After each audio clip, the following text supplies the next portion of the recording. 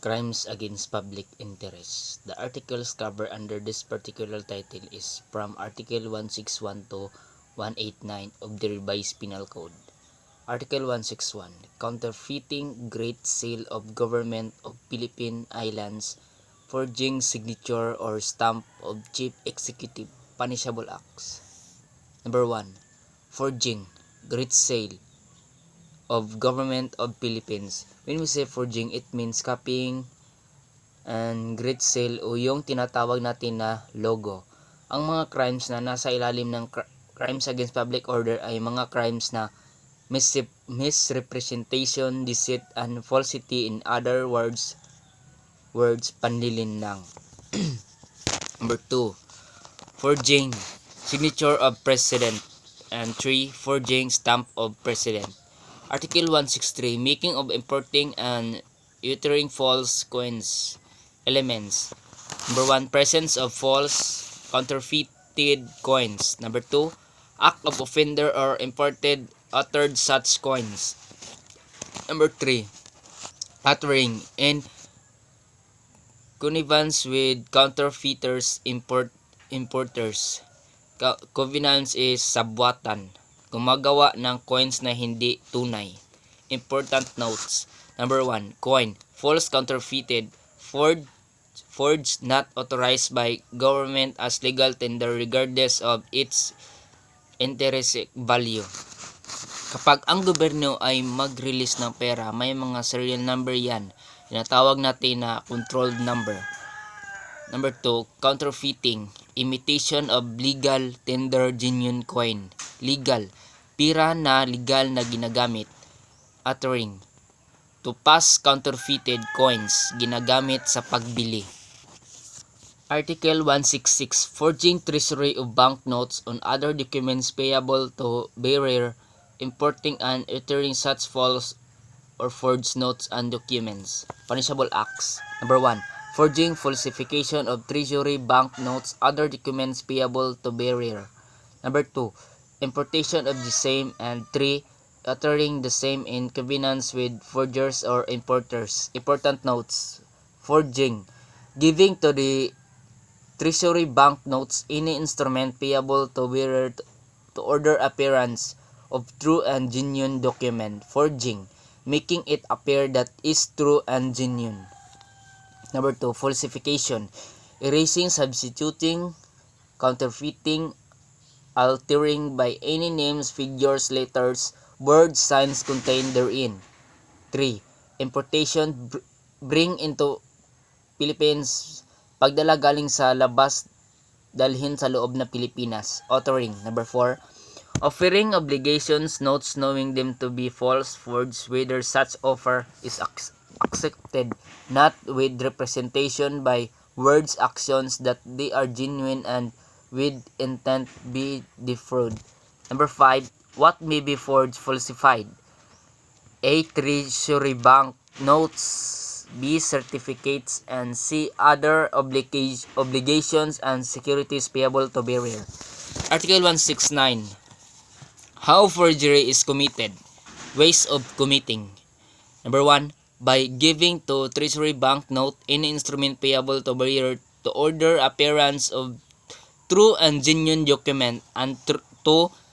By erasing, substituting, counterfeiting, uttering by any means figures, letters, words, signs contained therein. Article 170. Falsification of legislative documents. Elements. Presence of bill, resolution, ordinance, effected, approved, pending approval by either House of Legislative, any provincial board, municipal council. Number 2. Act of offender. Alteration. Ang pagbabago na yan ay walang kaakibat na authority. Kahit na congressman ang magbago niyan, kailangan pa rin na tinatawag na authority coming from entire body. Number 3. No proper authority. Number 4. Alteration. Charge the meaning of the document. Article 171. Falsification by public officer, employee, or notary or ecclesiastic minister. Elements. Number 1. Offender. POA or notary public or ecclesiastical minister. Number 2. Takes advantage of his official position. Has duty to make or prepare or otherwise intervene in preparation of documents, or has official custody of documents with he falsifies, and like in the case of a local civil register, siya ang may custody sa mga certificates ng mga documents relating to the civil status of persons, sa birth certificate, death certificate, marriage certificate, and all other things related to yung tinatawag natin na civil status of a person. Number 3, act of offender, falsifies document. Falsifies, may mga binago sa loob ng dokumento. Important notes. Number 1, no falsification in good faith. Mabuti ang intention, good intent to defraud. July sana ang nakasulat pero pinalitan niya ng June. Walang krimen na nangyari pero pinalitan lang niya ang July ng June dahil mali ang nasulat niya. Pero walang mali na nagawa doon sa natawag siya na good faith. Number 2, document. Any written statement by with right is established or obligation is extinguished or obligation is extinguished or by which fact may be proved or affirmed. Obligation. This is the very definition of document at labas din ito sa board exam. 3. Attributing to persons who have participated in any act or proceeding statements other those in facts made by them. Attributing ay ipinaglagay na sinabi ng tao pero hindi pala. Number 4. Making untruthful statement is narration of facts. Narration of facts sa pagbigay na pangyayari. Number 5. Altering true date. Binago ang binigay na dates. Number 6. Making alteration or intercolation in genuine document with changes in meaning. Number 7. Issuing an authenticated form document purporting to be any of original document when such original exists or including in such copy statement contrary to or different from that of genuine original. And 8. Intercolating any instrument note relative to issuance thereof in protocol registry of officials. So, ang pag-insert ng mga bagay na nandoon na wala naman pala sa panahon na totoong nangyayari. In-insert lang. Example nito ay ang blatter. Article 172. Falsification by private acts. Falsification of public, official, commercial document by private individual. Number 2. Falsification of private document by any persons. And 3. Use of falsified document. A. Intruding in judicial proceeding. B. Use on any other transaction. Number 5. Types of document. Public document. Any instrument authorized by notary public, competent public official with solemnities required by law. Number 2, official document. Document issued by public official in exercise of functions of his office.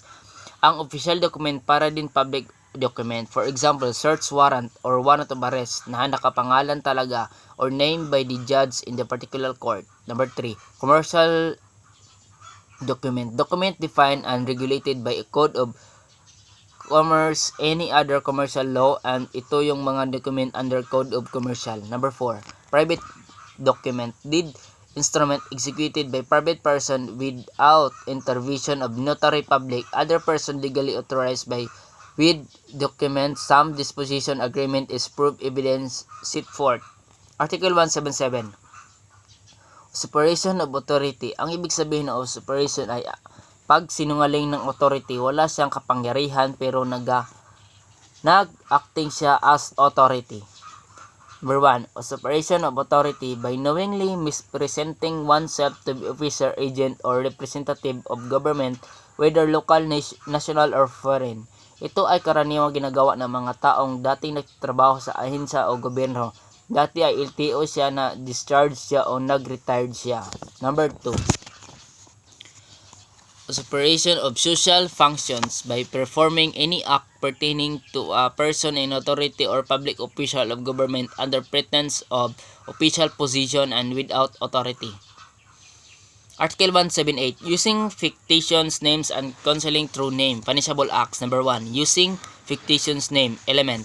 A. Offender uses name, not his real name. B. Using of fictitious name publicly. C.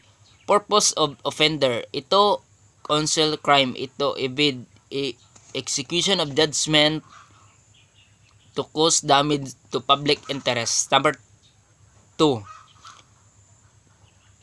Concealing true name. Elements. Offender conceals his true name and all other personal circumstances, and B. Purpose only to conceal his identity. Elements of perjury. Accused made estimate under oath or executed affidavit upon material matter. May sinabi siyang bagay at ito ay pinanumpaan o nag-execute siya ng affidavit. Number 2. Statement or affidavit was made before a competent officer authorized to receive and administer oath. Ang statement o affidavit ay binigay doon sa competent officer na authorized na tumanggap ng manunumpang isang tao. Number 3.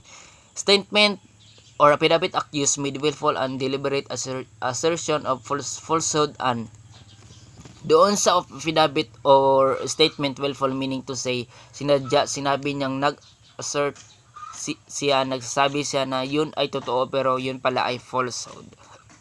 Number 4.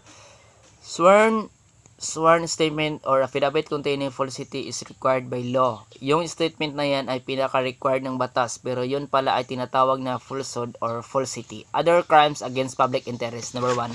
Article 162. Using forged signature or counterfeit seal or stamp. Number 2. Article 164.